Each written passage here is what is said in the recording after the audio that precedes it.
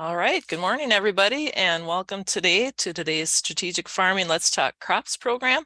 Happy you joined us today for today's session, even though we're at least we can join this from home and not have to get out in all the wind and snow that's predicted for today and some people are already dealing with. But anyway, today's session is on can I take a nitrogen credit and other cover crop frequently asked questions. So these sessions are brought to you by U of M Extension and generous sponsorship from the Minnesota Soybean Research and Promotion Council and the Minnesota Corn Research and Promotion Council. I'm Liz Stahl, Extension Educator in Crops. I work out of the Worthington Regional Extension Office. And today we are joined by Dr. Anna Cates. She's our U of M Extension State Soil Health Specialist. And we have Monica Schauer. She's a research specialist with the University of Wisconsin out of Madison. And she works with Dr. Ruark's lab, and they work on nitrogen on-farm projects there. So she's going to share her research with us. And we also have Eric Yu joining us also in the discussion party. He's a graduate student here in weed science working with cover crop topics. So with that, I'll turn it over to our speakers today, Dr. Anna Cates and Monica Schauer. And Monica, we'll start with you. All right, sounds good. That screen shared. No snow in Madison yet, but I think it's coming. Just wet right now, so I'm sure that'll turn to ice. But I'm excited to be here today. Thank you for having me. And I'm going to be talking about managing the nitrogen trade-offs of winter rye. And this is a project that I worked on throughout my master's degree in Matt Ruark's lab.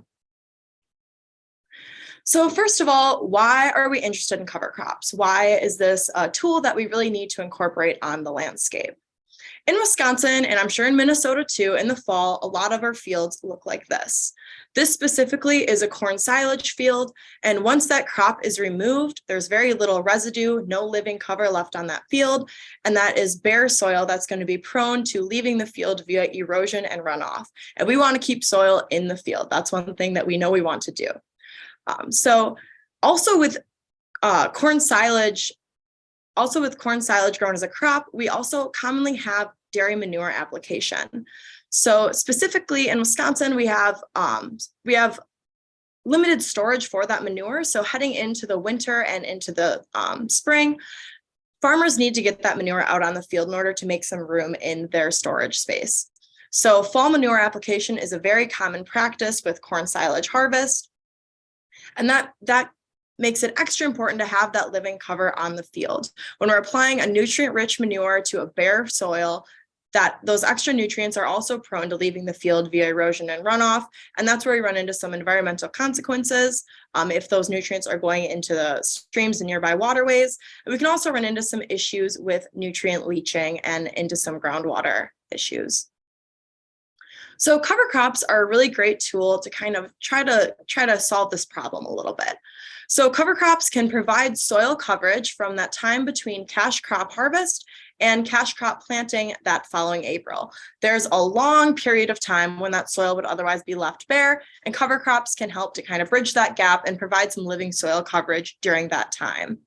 Winter rye is specifically a very great crop to choose, especially in these climates when you have such a short window for cover crop establishment, especially after corn silage harvest. So rye is really great at establishing in the fall. It can survive the winter, and then in the spring it puts on more biomass, and that's when we see those benefits continuing on into the spring.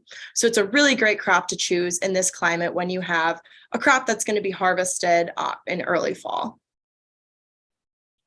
So besides just that soil coverage benefit that we see from cover crops, we also see these benefits to water quality. We can see benefits in building soil organic carbon, increasing soil biology, and also increasing nutrient cycling.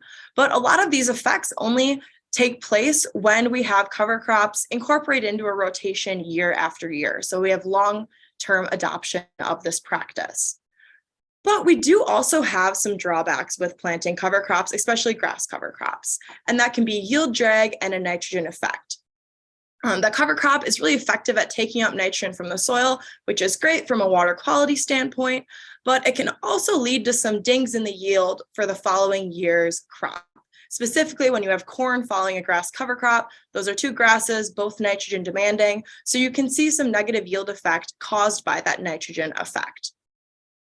So we need to figure out how we can kind of minimize those drawbacks in order to really make the most out of those benefits and get large scale adoption of cover crop on the landscape.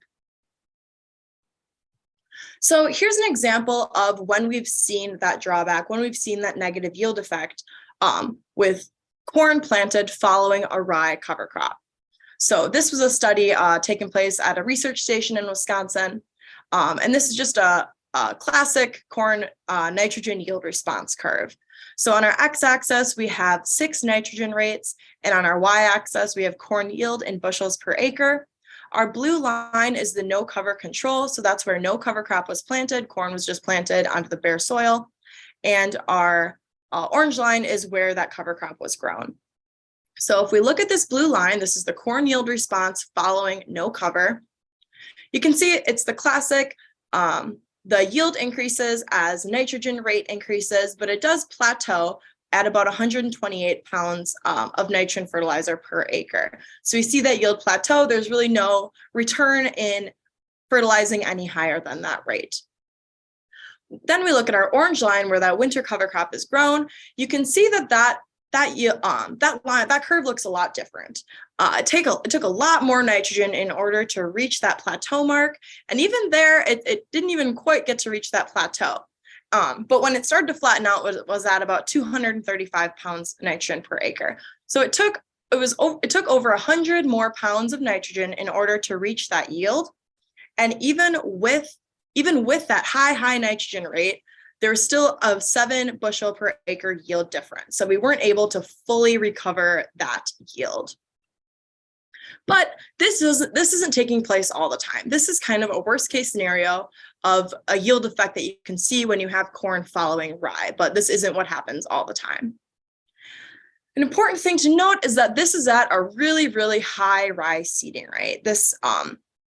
So we had a lot of rye biomass here, about 3,000 pounds of dry matter per acre. So we had a lot of biomass, and that's why we're seeing this effect. And a lot of the work that's been done previously in Wisconsin was done at this really high seeding rate, just because we were so worried about getting something established in the fall because we just had that short window. So we wanted to make sure that we were getting those benefits. And then later on, we realized, okay, maybe we've got a little too much rye biomass on this field. So the objectives of my study were to see if we could scale down that seeding rate so that we can still get those benefits of having that rye cover crop, but that we're not seeing that negative yield effect. And so the effect was to determine the rye seeding rate on cover crop biomass. First of all, how is the seeding rate affecting how much biomass we're getting? And there's been very, very little research done on this. This is something kind of novel that we introduced in our study. Also, we wanted to look at the fall and spring soil nitrate content. What effect did the cover crop itself in the growth phase have on those soil inorganic nitrogen pools? Then we also wanted to look at the summer soil nitrate content. What effect did we see in the soil that was occurring as the corn was growing and as that rye residue was breaking down? And then, of course, we wanted to see how is this affecting the yield? How is this affecting the bottom line? Are we able to maintain the same yields? And how much nitrogen did it take in order to maintain those yields?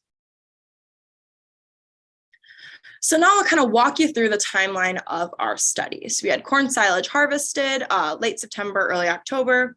Manure applied right after corn silage harvest. As I said, very common in dairy systems, that fall manure application.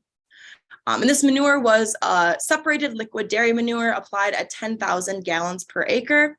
And this was, again, surface applied in the fall. So we'd estimate about 30% availability. So we had about 30 pounds per acre total nitrogen that we estimated to be credited to that crop. Then we had rye planted, and this is a no-till system. So this rye was drilled in. At seeding rates of 0, 30, 60, 90, and 120 pounds per acre. On that previous slide that I showed with that kind of worst case scenario, those were at the higher seeding rates of from about 90 to 120. So we wanted to see what would happen if we scaled those down a little bit. Then the rye grows, overwinters, and it's terminated in spring just about as soon as we could get out there. It ended up being mid-April, and then corn planted late April, early May. And then corn fertilized at about the V3, V4 growth stage And it was 8 different fertilizer rates. We really wanted to capture a good curve and see what that optimum nitrogen rate would be. And that ranged from 0 to 320. So we really wanted to get to that high point where we could start to see that plateau. And then, of course, corn harvested late October, early November. And this corn was harvested for grain. So the second year of this, so the first year of the corn cycle was silage, rye planted, and then the next year corn was harvested for grain. So now we'll get into some of the results. First, we'll look at that cover crop biomass. Straight away, how did that seeding rate affect the biomass? So on our x-axis, we have our 4 rye seeding rates in pounds per acre. And again, these were drilled in. And then on our y-axis, we have the rye biomass, pounds dry matter per acre. And this was collected in the spring at the time of termination. So really that maximum growth point for the rye. So as you can see, rye biomass increased as seeding rate increased. But even at that high seeding rate, we were still under 2,000 pounds dry matter per acre. So we had a good establishment, but not too much that we would expect to see huge yield effects. And I'm sure you all have a really great picture in your head of what that amount of biomass looks like on a field, especially dry biomass. I know it's hard to visualize, but you can see that with even at that lowest seeding rate, we still had 75% soil coverage. We had a pretty lush stand, even at that really low rye seeding rate. And this rye, it was about 10 to 14 inches tall, kind of increasing as that seeding rate increased. And at that lower seeding rate, the rye kind of spread out more. It had more resources, had more room, a lot more tillering. So we still got really good soil coverage at that low seeding rate. And then at our highest seeding rate, we had great soil coverage, 91%. You could tell it's a really lush, thick stand. It was kind of more like a carpet, just it was very, very thick rye stand, where compared to the lower seeding rate, where the plants were individually more sprawled out. So we wanted to go kind of the extra step and look at not only what was going on above ground, but also what's going on below ground, root biomass. And this is something that not a ton of work has been done on, frankly, because it's a very difficult measurement to take. You're picking roots out of soil organic matter, trying to separate them, weigh them. It's a very labor-intensive task, because it's perfect for a master's student. So I spent my summer picking roots, and importantly, it's really great data to look at, because we had nearly as much root biomass as we had shoot biomass at some of our seeding rates. So this is really important as we're thinking about nutrient management planning and the amount of nitrogen that's being taken up into this biomass. It's important to think about what's going on underground too, especially because we know there is a large amount of root biomass. So then we want to look at what was going on what was kind of the quality of this biomass, both above ground and below ground. So the carbon to nitrogen ratio for that above ground biomass was 11 to 13, kind of increasing as seeding rate increased. But that's a relatively low carbon to nitrogen ratio. And then our root biomass ranged from 25 to 29. So this is a little higher carbon to nitrogen ratio. Those roots have more complex carbon molecules. They're less nitrogen rich. So we didn't see as high nitrogen content in that root biomass, which makes sense. So given we had the percent nitrogen in this biomass, we could also calculate nitrogen uptake. So how much nitrogen was taken from the soil and was in that plant biomass at time of termination. So this ranged across our seeding rates, and it again increased as seeding rate increased, which makes sense because we have more biomass at those higher seeding rates. And it ranged from 62 to about 90 pounds of nitrogen taken up into that biomass. So now we'll kind of take a step back and think about, okay, what does this mean? We know how much nitrogen is in our crop biomass, but what does this mean in terms of what's going on into the growing season, and what does this mean for the corn? So we can kind of think about two stages of nitrogen immobilization. The first being this immobilization via plant uptake. When that rye is in its growth phase, as it's growing, it's taking up inorganic nitrogen from the soil and it's storing it in its biomass. Makes sense, the plant's growing, it's taking up nitrogen. It's doing its job, keeping that nitrogen from leaching or leaving the field. And we also kind of have this secondary effect, immobilization via microbial uptake. This is after the rye is terminated, And it's occurring as the rye is breaking down. So as this rye residue is breaking down, microbes from the soil are actually physically breaking down the biomass. But sometimes when they do this, they need additional nitrogen from the soil in order to break down this biomass. It's kind of counterintuitive, but if the quality of the biomass is low, it doesn't have a lot of nitrogen, additional nitrogen is needed in order to undergo those chemical processes of decomposition. So you can have that hidden nitrogen effect, where that nitrogen that would have otherwise been plant available for the corn is actually being used to break down that rye biomass. But again, there's a lot of factors that play into this, and this isn't the case all the time, but it is something that occurs and something that we need to be aware of. So when does this occur? Again, we've got that residue breaking down, that nitrogen cycling through the soil, but what's kind of the driver of whether this nitrogen is getting released or whether more nitrogen is going to be taken up or whether it's going to be kind of a net neutral effect? You're not really going to see an effect one way or the other. So that carbon to nitrogen ratio that I mentioned earlier is a big driver. It's not the only driver, but it's definitely an important factor, and it's an important physical factor of that rye biomass that's going to determine this. So when we have a high carbon to nitrogen ratio, we can expect net immobilization. So that soil nitrogen pool is going to be depleted as that rye residue is breaking down. But in our case, the above ground biomass, which is technically usually what we look at when making these calculations, was 11 to 13. The above ground biomass is historically what we look at when making these calculations. And it's low, it's 11 to 13. So low carbon to nitrogen ratio, we would expect net mineralization. So this carbon to nitrogen ratio is a lot lower than what we've kind of been taught that grasses have, specifically rye. This is literally a picture out of kind of the standard soil intro textbook. And you can see that rye cover crop in its vegetative state usually has a carbon to nitrogen ratio of 26. That's kind of what you expect it to have. But in our case, it's really low. And that's because one, this rye was planted in a very nitrogen-rich environment. It was planted directly after manure application, so it didn't have any shortage of nitrogen when it was taken off in the fall and into the spring. But also, we terminate this rye at an early vegetative state. You could see that rye was, it wasn't starting to mature at all. It's still very early in its vegetative state when it still has really high nitrogen content. So we had that low carbon to nitrogen ratio. But again, we do need to take into account that root biomass. But even with that, when you average it out, it's about 20. The carbon nitrogen ratio is about 20. So we still have lower than this, what we see in the textbook. And that the 20 would kind of be in that middle range where you would kind of expect a net neutral effect. So does the soil reflect what we predict here based on the biomass? So on our x-axis here, we have rye seeding rate. So this was the soil measurements at those different rye seeding rates. And then on our y-axis, we have soil nitrate in pounds per acre. So if we look first, those dark blue bars, that is the fall. And what we see there is that as that rye is growing, we can kind of see that decrease in soil nitrate. That rye is taking up the nitrogen. And in spring, we see again where no rye is grown is higher than where rye was grown. Again, rye is effectively taking up that nitrogen. And the fall measurement was taken right before kind of the first hard freeze, so at that maximum point of rye growth in the fall. And the spring measurement was taken about at the time of rye termination, again at about that maximum point.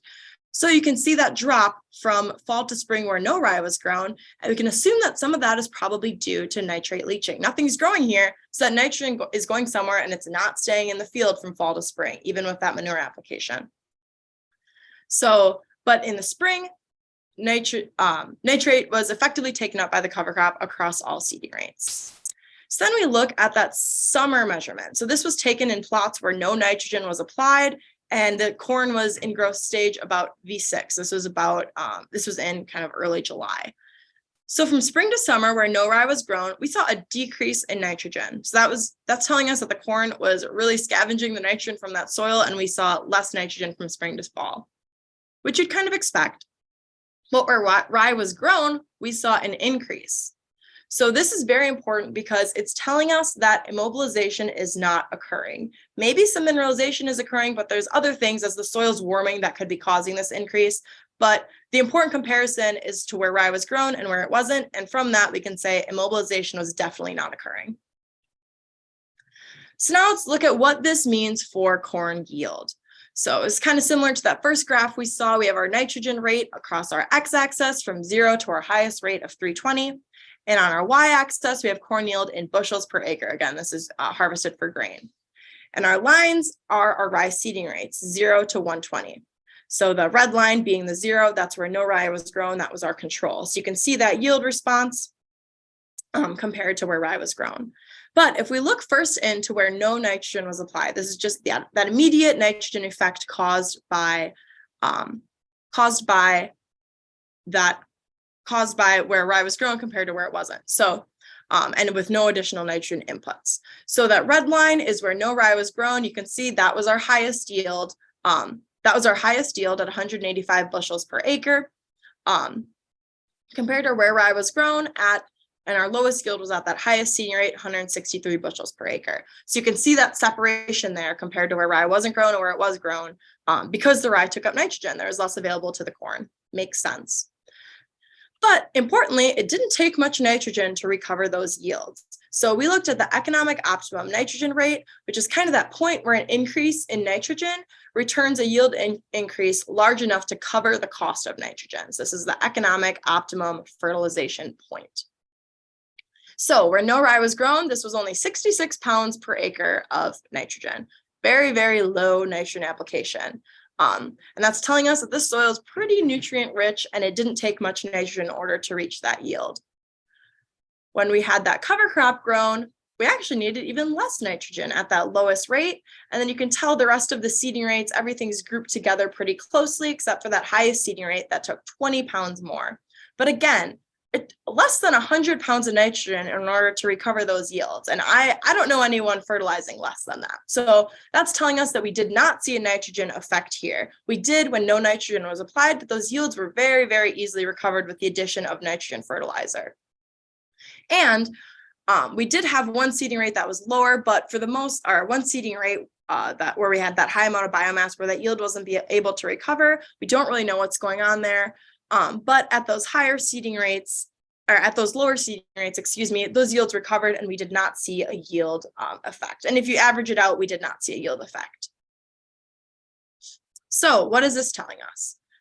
We don't need to seed rye so high. There's really no conservation or agronomic benefit of seeding over 60 pounds per acre. Again, this is drilled in. So if you're doing broadcast, you can think you might need a little more, but there's really no benefit to seeding any higher than this. And it's going to save you, it's not only going to kind of try to eliminate some of that nitrogen effect, but it's going to save you some money up front as well. There's also no evidence of in-season immobilization. So we're not seeing that immobilization effect occurring in season. All of the effect that we're seeing is just caused by that rye taking up nitrogen and kind of the lag in return to the soil as it's decomposing. We do still need to adjust fall manure nitrogen credits when using a rye cover crop. So if you're crediting that 30 pounds, you really shouldn't be, because that rye is actually taking up that nitrogen that would have been in the manure and that would have been later available to the corn. So if you're planting a rye cover crop, you can't really count your manure nitrogen credits if it's applied in the fall. But importantly, no yield loss following cover crop when that cover crop is fertilized. So we don't expect to see any negative effects there. So thank you. I'm sure you've got some questions, but save them for the end when we kind of get into our question and answer portion. Thank you. All right. Thank you, Monica. Yep, I'm sure people have a lot of questions as you get those. If you could please enter those in the Q&A, but we will switch things over to Anna here. I think, Anna, you've got some items to share too. Again, covering this broad thing, frequently asked questions around cover crops. So we'll let you share what you want to have here too, and again, stimulate some discussion. Sure. Yeah. I was going to talk more generally about what cover crops do, especially in relation to water. So how do we expect the water balance to change with cover crops? And also, how do we expect soil structure to change with cover crops? So I have some collaborators listed here. These are the people I've been working with on cover crops research over the last few years. But what I'm going to do is go season by season and see if we can kind of add up what we think cover crops might how cover crops might affect the water balance. So the obvious one is in the fall when cover crops are planted, we expect them to take up water. So the way I have this set up is a picture of cover crops at that time and then an arrow representing the change in the soil water status, in this case going down due to water uptake. But then if you have less tillage, you might also reduce evaporation. So it might not be totally a decrease in soil water. You might also see a conservation of soil water relative to a fully tilled system, which is kind of my comparison point with these slides. In the snow, there's got to be a lot less effective cover crops, especially depending on what you're comparing it to in residue and in surface roughness. So a really roughly plowed surface could capture a lot of snow. Your cover crop growing could also capture a lot of snow depending on the conditions of the winter. So you might have a little bit greater soil water with a cover crop, warmer soil, more infiltration if you get good insulation with the snow. Maybe. That one's pretty iffy. In the spring, we've got the best chance for a lot of cover crop growth and the best chance for water uptake. So this is where I think you might see the most dramatic change in your soil water status when you grow a cover crop. So overall, this is what we're at so far, mostly drawing water down. And these are all the things that are pretty much happening while the cover crop is growing. But one of the big points of interest is how much change can you expect from a cover crop long term? So I'm going to talk about the summer right after, but also the sort of long-term effects of how cover crops are going to change your soil properties. So here I have a picture of a lot of cover crop residue next to growing soybeans. And in this case, that residue is trapping water in the soil, reducing evaporation. It also should be building soil structure, which should increase infiltration and water storage. So I want to talk a little bit about those properties in the soil and essentially how that works from a soil science perspective. But when you add this all up, you get mostly a water drawdown from your cover crops. This is going to vary from year to year depending on your precipitation patterns. And so I have the little arrows at two different levels. Maybe you get a big water drawdown, maybe you get a small water drawdown, depending on your annual effect. But how does this sort of long-term change in soil properties happen in the soil? Well, when you have cover crops growing right next to the roots of any plant, including cover crops are just a way to get more roots in the soil. But when you have any roots in the soil, you've got microbes living right next to those roots because the plants are pumping out carbon and supporting a lot of microbial activity. When microbes live and die, they exude sticky organic matter and they build soil structure, like you can see clinging to these roots in this picture. This is just a little plant, as Monica showed, there's a lot below ground, even when you have just a little plant above ground. And there's a lot of soil clinging to that because of the sticky organic matter. So you've got the sort of sticky glue of organic matter building soil aggregates, and then you've got roots and fungal hyphae that kind of bind them together. So as you have cover crops in the soil, it's just one more opportunity to build those structural pieces.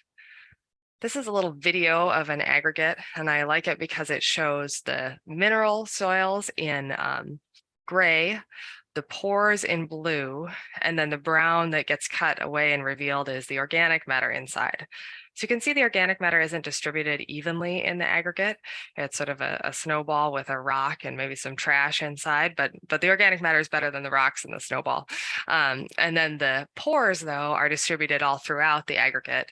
And they're all different sizes and they're all connected to each other. So that's how soil, something like having roots in the ground for more of the year changes your long-term soil structure, is by building aggregates like this. So the summary of cover crop effects, as I think about them as a soil scientist, are that we are definitely having an effect on the water cycle. Mostly, they're reducing the soil water at the wet times of year in Minnesota, the fall and the spring, when we tend to have rainier seasons. And they tend to increase it at a dry time of year in the summer. Of course, that doesn't happen every year, but that's the sort of general direction of the effects.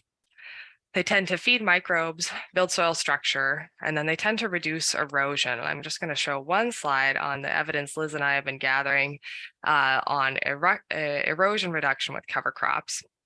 We're using these little mats that are pinned to the soil in plots, either with or without cover crops at Lamberton and Rochester. We had our rye all the way up at 60 pounds an acre, Monica, although this study does have some other seeding rates. We went with the big one to make sure we could see some effect. It would be interesting to look at different seeding rates, especially considering how much ground cover your data showed. In our case, we are just measuring how much sediment went onto this mat over the course of a month, essentially before canopy closure last spring. And we were able to see that a lot more sediment is flowing or blowing around in this system when you don't have a cover crop relative to when you do have a cover crop. This is just at 2 sites, and we're going to test this technique in a few more places over the next couple of years. That's all I'm going to say in terms of slides for now. I think we should get into the questions, either the ones that people had with registration or other ones people have live. Okay, great. Thanks, Anna. A lot of great information. And yeah, that was a really neat little project. We just had that gut feeling that yes, cover crops should reduce erosion potential, but it's really nice when your trials actually like say, yeah, it really has that. Again, we can't exactly quantify what that really means, but it's reducing soil movement. So that was a pretty cool little project. All right, so we've got some questions and a lot of interest, Monica, on some of the work. Let's take just a step back here, if you wouldn't mind clarifying a little some of the questions I see popping up about your research project. One person was asking about here, well, with no fall manure application, would we have immobilization if fall nitrate levels are below 40 pounds per acre? Do you have any information on that? Yeah, so we didn't have a no manure control. We wanted to, but the whole field accidentally got manure as research projects go. But I think yeah, without that fall manure application, you would expect those values to be a little lower. You just don't have that additional nitrogen input in your system. Okay, and then just a clarification with that 10,000 gallons of dairy manure, was that a credit of 30 pounds of N? Was that correct, what you had? Yes, yeah, so that's correct. And we questioned that too. So it's a separated liquid dairy manure. So I think there's a lot of water in this manure. But it was the total nitrogen that was in that manure was 100 pounds per acre estimated based on the manure credit sheet that we get from the dairy. And with UW estimations, when it's surface applied to a field not incorporated into the soil, we estimate that to be about 30% available. So that ends up being about 30 pounds per acre. Yeah, it's low. We went back and double checked that with the dairy too. It's low considering how much manure we're putting out there, but those values are correct. Okay, and here's a question from Nikki Meyer here. It says, confused on fertilization of the cover crop that will not result in a yield loss. When is it counted to be fertilized? Said in your study, was it considered fertilized when manure was applied at the 8 rates, or was commercial fertilizer applied pre-plant? If you just give a little more details on that background again, if you don't mind. Yeah. So I think the point that I'm trying to make there is when we looked in at that, when no commercial nitrogen, so the whole field did get a starter fertilizer. I think it was about 17 pounds of nitrogen. So the corn got that starter fertilizer. Then it had the nitrogen input from that fall applied manure, even though not much of that was probably available to the corn. A lot of that was probably taken up by the rye. So just to the corn, you have the starter fertilizer, and then we have our commercial nitrogen fertilizer that's taking place. So my point there, that when it's fertilized, that we don't see that yield effect, is that those yields recovered as that curve was going. Those yields recovered when more fertilizer was applied. The only spot that we really saw that negative yield effect was where we had no nitrogen applied, which we just do that from a research standpoint in order to make that curve so we can build those estimates. So the yields recovered with the addition of that in-season fertilizer application.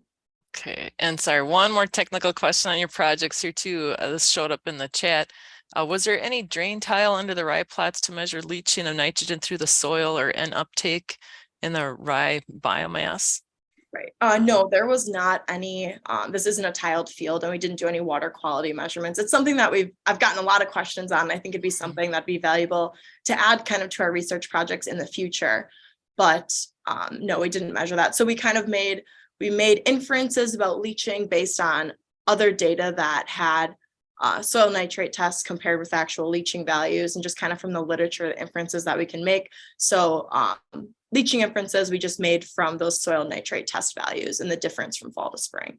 Okay, great. Thank you. Okay, Anna, we've got some for you because I know you do a lot with this, like with the cover crop decision tool as well.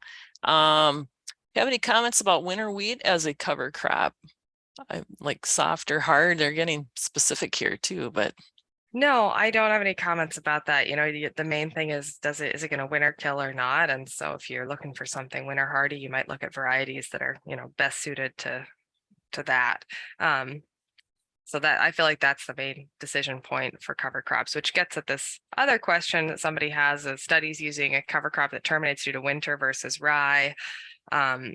That is going to really affect how much biomass you get in the system, how much biomass to pull out in from the soil, how much biomass to cover the soil surface, all of the above.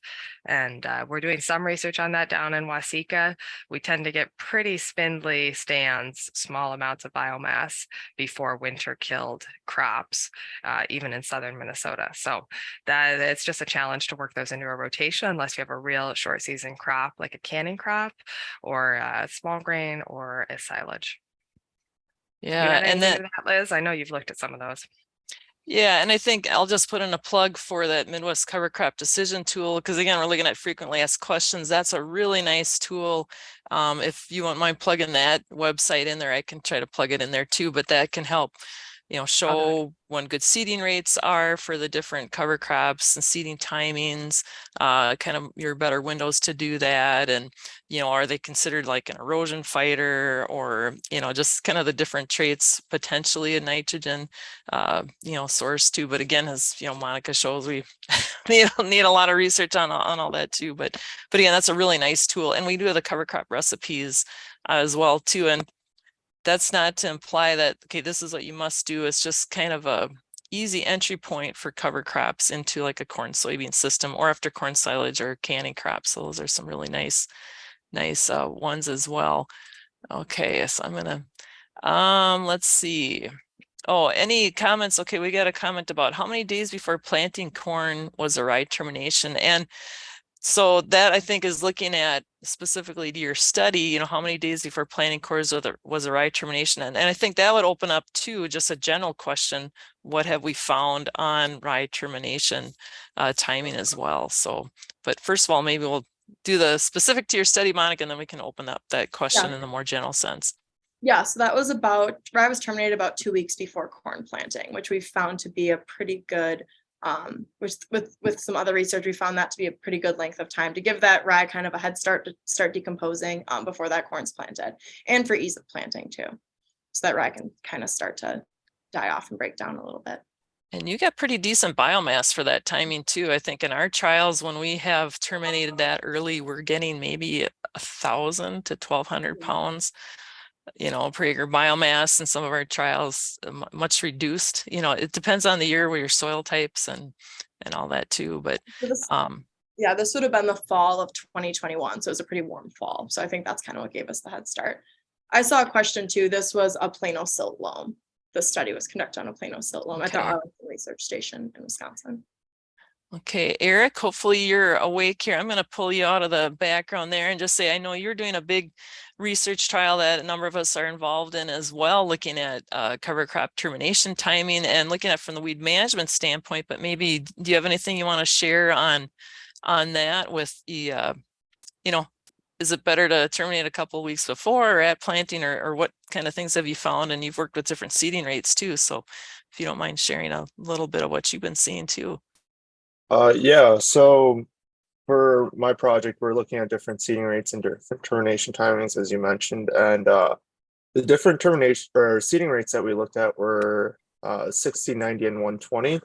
And the results for seeding rate, at least, we found similar results in terms of its efficacy on weed suppression, or at least biomass production. We found no difference. So as Monica mentioned, you're probably better off just doing at the lowest rate for us was 60 pounds per acre. So I don't know if it's easier to just show, should I just summarize everything or show some slides? If you got some slides, sure, that would be if you get your screen sharing. Yeah, so let me see.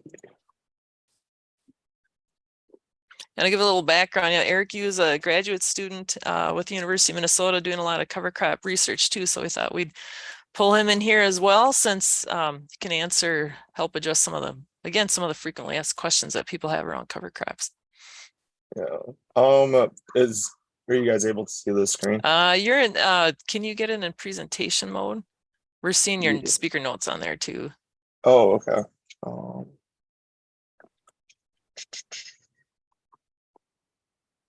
I might just. This will if work you got- too if you, Okay. yeah. So yeah, the different termination timings were 7 days prior to cash crop planting, at cash crop planting. We also had a study that looked at incorporating pre's ad planting, and then 7 days after cash crop planting. So that's our planting green system. And then we had an early and late planting date. And what we saw was that there was no effective rye seeding rate on rye biomass, as mentioned, but obviously delaying that termination timing did accumulate biomass. And as far as our weed control goes, we found the best weed control when it was terminated really late, so that rye biomass really had an impact. And then this is kind of the biomass we were getting. So this is taken about a month after termination. And so for our early planting, we were getting about 800 to 900 pounds per acre. Whereas our late planting, we were getting all the way up to almost 4,000 pounds per acre. And something that I think a lot of people are kind of discussing are the fate of pre's. So we did lay spray cards in our treatments that included pre's. And so this is what the spray cards look like after they get sprayed. And then I did kind of adjust the settings to make it be easier to assess. And you can see that rye biomass production, because they were pretty similar between the different seeding rates, spray coverage is about pretty similar. So we're seeing that when there's a lot of biomass, so these are on the plots that have about 4,000 pounds per acre. We're seeing a little bit of a difference where less pre is getting into that soil at the time of application. There are softwares such as SnapCard, and the USDA has one called Deposit Scanner that can quantify this. Unfortunately, these images weren't compatible with the Deposit Scanner, so I will be using other software to see if we can see what that percent coverage is to at least quantify it. So from what we found is that to get that good balance of what that seeding rate and termination timing is, this is our weed control again. We're seeing pretty adequate control here at our 7 days after planting and our early planting, so above 85%. And then for our yield, soybean yield, there's a lot going on here, but basically what we found was that early planting, so getting that soybean in early, is probably the best in terms of yield. We're getting significantly more yield than if we waited to plant that soybean. So our recommendation is going at that lowest seeding rate of 60 pounds per acre for our study, and then getting that soybean early, but terminating 7 days after planting. So we recommend planting green just to allow for more biomass accumulation. So that pretty much summarizes kind of the main results from at least my project. Okay, great. Thanks, Eric. And again, that's, yeah, to clarify, that's in soybeans. So I know you had some work in corn. I don't know if you've been able to summarize much of that yet. What your consensus is so far on termination timing in corn. Yeah. So yeah, I did look at this in a continuous corn system, and I haven't had too much time to analyze the data, but just from visualizing some of this, so the soybean is able to kind of recover through all of this biomass. With our corn studies, we had very low stand. The corn was very difficult to even plant on top of all this biomass. So there were some restrictions in just even getting it past all this heavy mat of residue. And so some of these plots, this is like a 10-foot by 25-foot plot, we were getting maybe 2 or 3 plants that were able to successfully come through the residue. So the corn yeah, there's a lot of issues with having too much biomass in terms of corn planting. So I should have that data kind of analyzed pretty soon though to share. Yeah, just some of the things person doesn't always think about, but it's a challenge of getting planted into the biomass too. And that kind of relates back, Monica. I think this question goes back to your trial again too. Did you take corn stand counts and the different seeding rates by chance? Yes, we did, and we didn't see a difference there. Okay, so you guys were able to get through the residue and everything. Yep. Okay with, yep. So you just have to, that's one of the things you gotta make sure your planter's able to handle the higher residue situation if you're trying to do that. We have another question here. Said if looking at manure, and this could be again kind of a more general type question too, but if manure was not applied, could rye seed be flown on and provide good establishments? So I don't know who wants to take that on. Anne, are you ready to take on the question about establishment, potential of like aerial seeding versus drill? Sure. And let anybody else chip in too if they have some comments on that. Yeah, maybe I'll bring up the interactive data portal that we have to sort of look at some examples of that. Generally, I guess I'll just say that, yes, aerial seeding is an option, but it tends to be a little bit more variable. So we collected data for a couple of years where we had people take pictures of the ground where they had cover crops planted. Then we have this data portal that I'll put the link in for people to look at. So you can look at this map of Minnesota and see where we had more coverage. We had darker circles. Where we had less coverage, we had lighter circles. But if you want to see how that relates to aerial seeding, you can play with these figures in a couple of different ways. On our x-axis, you can have growing degree days or planting date. And down here, you can look at whether things are interseeded or not interseeded. And there we have a star for where things were aerially applied. And it's really all over the map. I think what I really noticed when I looked at this data is that when you had aerial application, you had some real lows in the amount of cover that you got. And you also had some real highs. And that's what I hear anecdotally also, is that sometimes it really hits depending on moisture conditions, which we haven't built into this data set. And sometimes it really doesn't. So you can look around and see which county is close to you, or if there's a particular species or cash crop in rotation that you want to look at.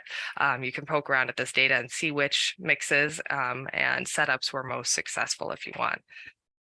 Overall, though, aerial seeding a little bit more hit or miss, I would say. I don't know what you would add, Liz. Yeah, I think again the most consistent has been if you can get that good seed to soil contact, you're looking at lower seeding rates typically that are recommended as well too. But like you said, that moisture is just so key, especially when you're aerial seeding. I don't know, Monica, what you guys have found as well in your trials too, with aerial versus, drilling and Yeah, pretty similar. Pretty similar that you just need more seed if you're broadcast applying. You're not going to have quite as good of soil contact. And as far as manure, I think you could still aerial seed on top of manure. I don't think that would really have an effect. Maybe it would even provide a more nutrient rich environment for that germination. And a little moisture.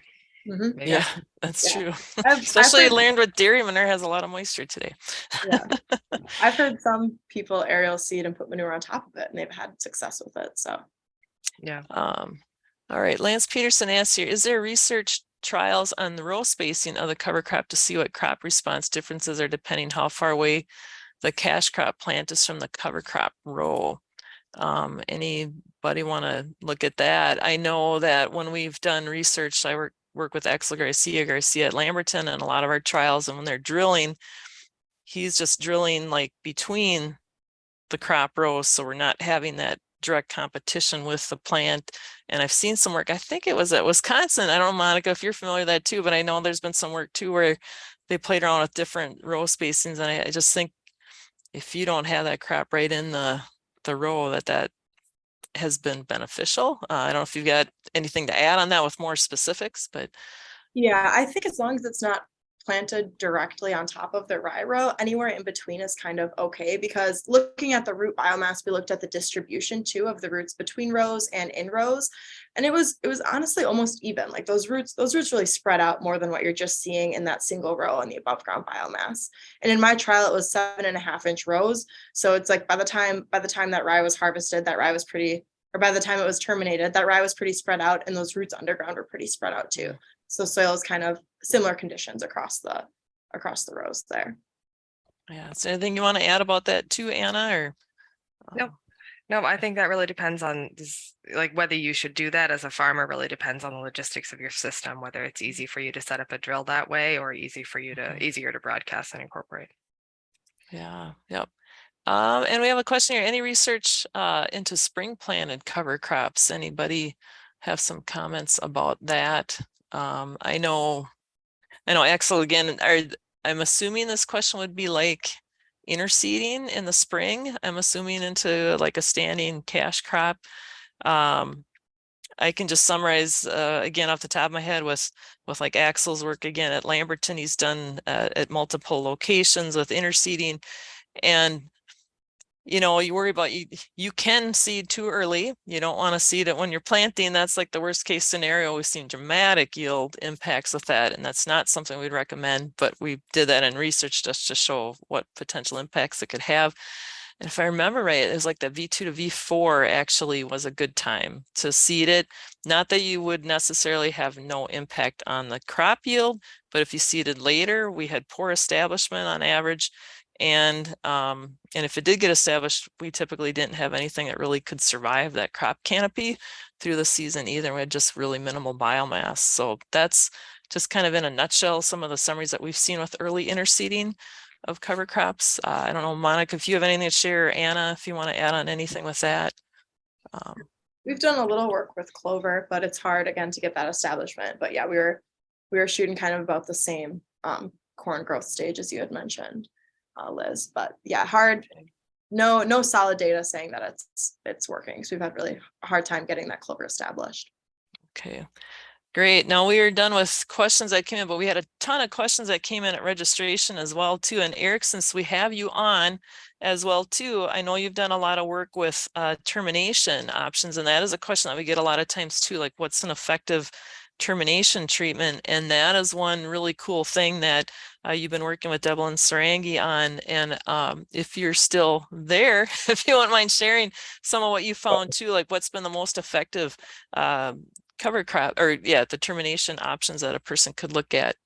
With the herbicides, you also had, I think, the mowing and cultivation there as well, or tillage. Yeah, so we had two different mechanical options that we looked at, which was mowing and tillage, and then we had a few options for our herbicides. So we had glyphosate, and then we had a few others that a lot of people were interested in knowing about, like glufosinate or Liberty, and then clethodim. And so we looked at two different timings for our termination, so the tillering stage and our heading stage. And what we found was that, and to no surprise, that Roundup was our best option. So here's our glyphosate, and we saw pretty much complete control regardless of timing. And we did tank mix that Roundup with other herbicides. So with all of those herbicide treatment combinations, we also saw pretty much complete control. So there was no tank mix interaction, antagonism. And then for our mechanical options here, we can see that delaying the termination is probably the best. So this is about 14 days after the termination treatment. So here, if you get it too early, it's in that vegetative stage still, so it'll kind of grow out of it. And then we did see that paraquat is an option, but you would, or gramoxone, and you would want to kind of delay that into the heading stage for better control. This is dependent on contact, so it's not a systemic herbicide. And then another, I guess, option might be clethodim here or Select-Max, and you would want to get that in early. It is very stage dependent. So I would say those are kind of the best options from what we saw. So again, Roundup is going to be your best option. All right. Thanks, Eric. Yeah, really interesting stuff. And I'm assuming you guys are doing that again this year as well.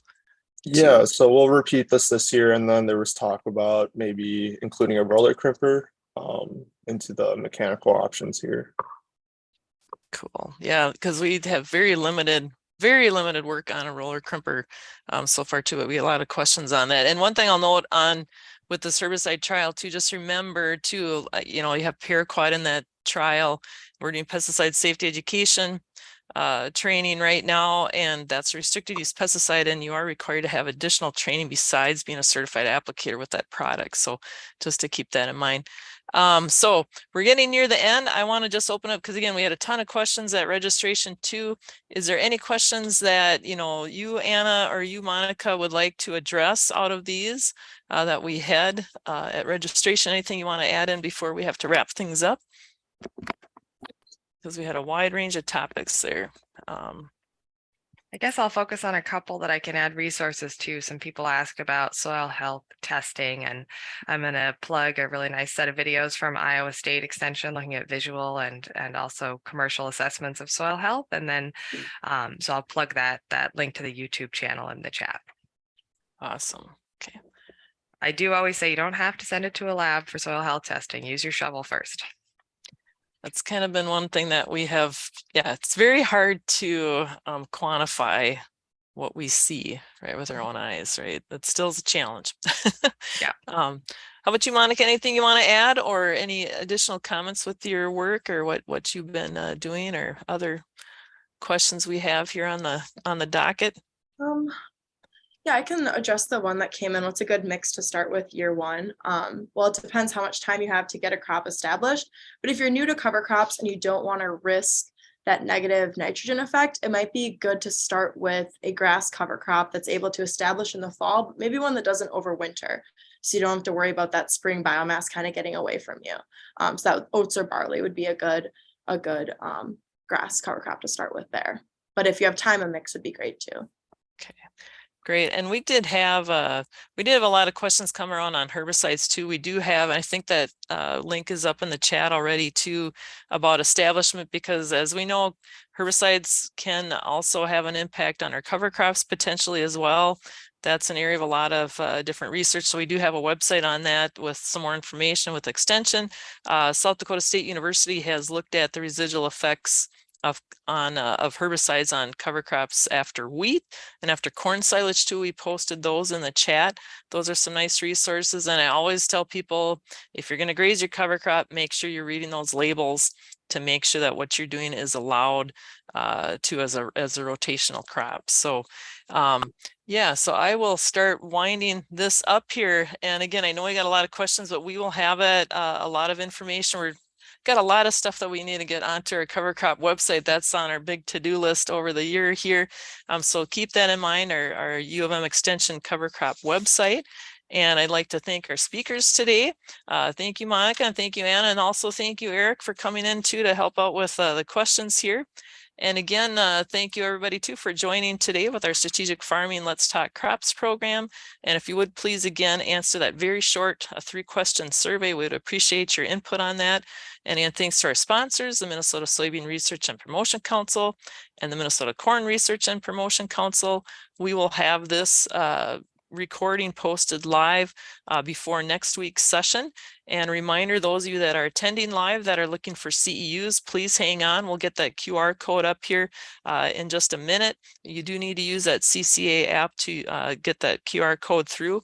And reminder, next week's session will be on expanding your rotation with small grains. We'll have Dr. Joachim Wiersma. These are small grains extension specialists joining us for the day. So again, thanks everybody. Have a great rest of the week here, and hopefully you don't have to deal with too much snow to move around and this weather. Hope everybody stays safe and warm, and thanks again for joining.